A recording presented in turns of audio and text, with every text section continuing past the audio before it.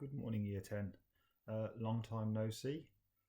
What we're going to be doing now is trying to move on to Biology 2 because I've been really impressed, I'll be honest, by the work you've done on physics. A lot of the exam results really good considering we hadn't had any lessons on it, and now I know exactly what we need to do. But we need to move on with some new learning and B2. So we're going to have some live lessons and some work set like this via PowerPoint, etc. So the first topic we're going to start with of the three in Biology 2 is ecology, which is the study of living things and their environment. So in this marine environment you can see in front of you, this is called an ecosystem. And obviously the animals living there, such as the turtle and the fish, rely completely upon the other fish that are living there and the plants and food available. But there's other factors in there as well, such as the water quality and the oxygen in the water and the amount of sunlight they get. And so within any ecosystem, and this is what I want you to do as we go along, pause this whenever you want. Make sure you're recording the keywords and a definition of what they mean. So, and then you'll send me obviously a photo of your books with your work in via Show My Homework. So, in this ecosystem in front of us, there are loads of different habitats. So, in the water itself, that's a habitat for the fish and the plants that live in there, the insects, etc. Here, on the rock, that's a habitat for the moss, the lichen, the algae living on it. There might also be some little creatures on there, little insects, etc., eating those. Over here we have trees, which are the habitat, and they provide food for different things. So even just in this one picture, there are loads of different habitats, the place where an organism lives. Within an ecosystem, the number of any one organism is the population. So this is a really easy one. So in this one, if you wanted to know the population of penguins, you would sample or collect an estimate of the number of penguins. So there's no other creatures shown on here, just the penguins. And then we can look at how the populations change over time.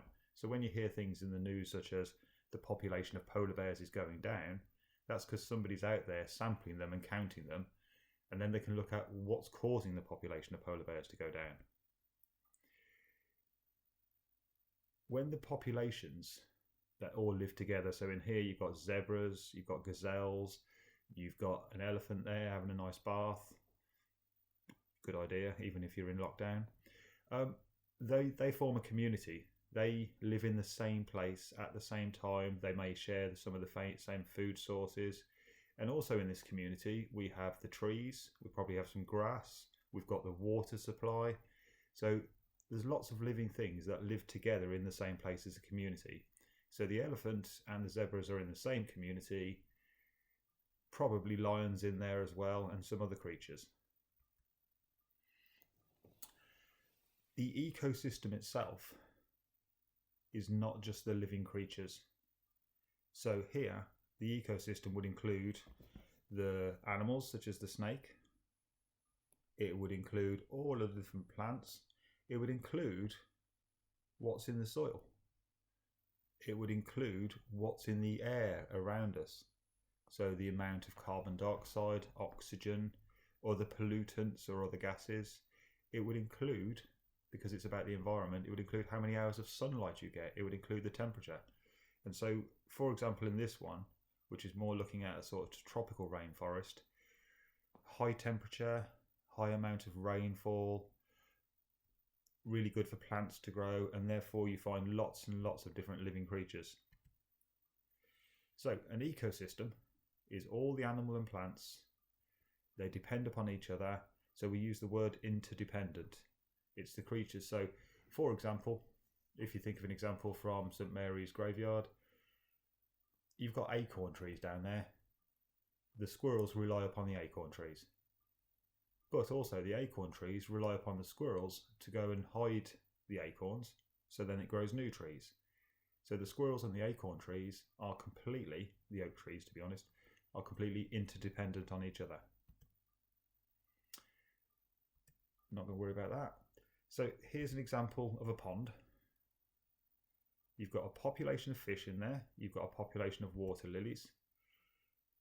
You've got a population of frogs, weeds, snails. Those living organisms are the community in that pond, and they are interdependent on each other. So the community is the living things, but the ecosystem is the living things and their environment. So how much sunlight does the pond get? What's the quality of the water like? What's the weather like? Is it windy? Is it cold? And then anything else from the environment, such as the temperatures, the seasons, etc., form part of that ecosystem. Now, within an ecosystem, you show the relationships in the community by using a food web. I mean, you've done this before. You've probably done this when you were in Key Stage 2, and you will have done it again in either Year 7 or Year 8. And so what I'd like you to do now is pause and copy a food web into your books. I don't necessarily want you to do this food web. I'd much prefer you to go online or use a book or something else. Find your own food web for an environment you have some interest in. You might want to do the Arctic, you might want to do the ocean, you could do the New Forest, but try and do a food web showing the community and how they interdepend on each other. The arrows on here, such as this arrow here, is showing that the pond snail, this one, is eating the pond weed. The stickleback is eating and getting its energy from the mayfly larvae,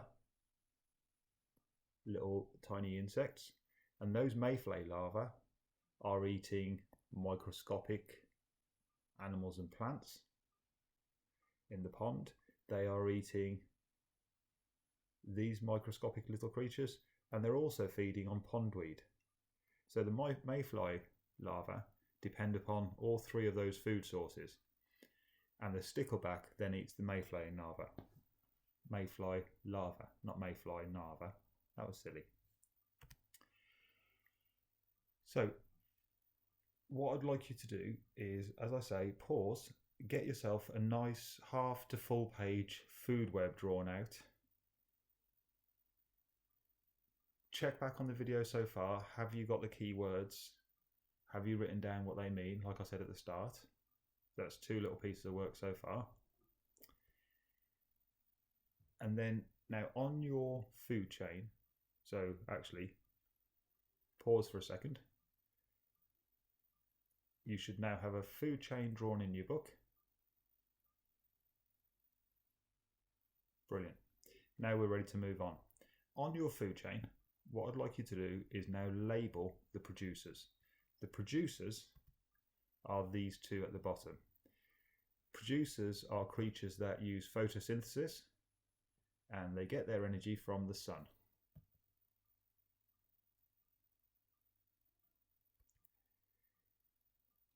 Everything else in the community relies upon those producers. So everything else on here are consumers. They eat the producers, or they get their energy or food from the producers. So these, the pond snail, the mayfly larva, and the microscopic animals here, they are all primary consumers. Primary consumers are eating plants.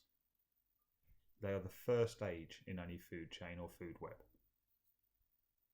Please label those on your food chain.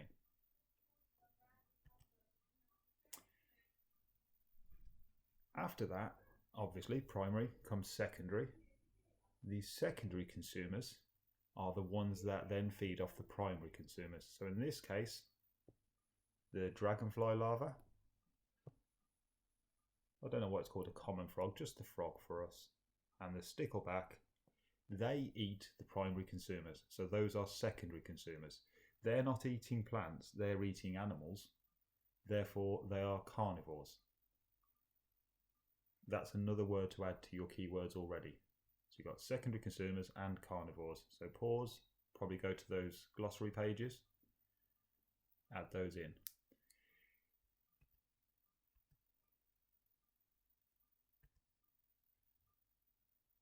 Because the frog is also eating the stickleback, as well as being a secondary consumer of the mayfly nymph, it is a tertiary, meaning third level consumer. And then you've got your top predator here, the heron. The heron is eating the frog and the stickleback. Now, I'm going to leave it there for now. I'd like you to flick through again, make sure you've got all the definitions, you've got a nice food chain web drawn. When you've got your food web drawn and you've got everything else sorted, you've added your labels and stuff, can you please take a photo of your work by the end of Monday at the latest, and can you submit that through Show My Homework by clicking the online submission? For some of you that doesn't work, so just use cdoherty@alnsconnected.com and just email me a picture of your work. Okay, what I'll do for Tuesday is I'll set the next one of these, and then we'll set up a live lesson where we can discuss it and go through and make sure any questions you have about it are answered. Okay, I'll let you get on with it for now. Thank you.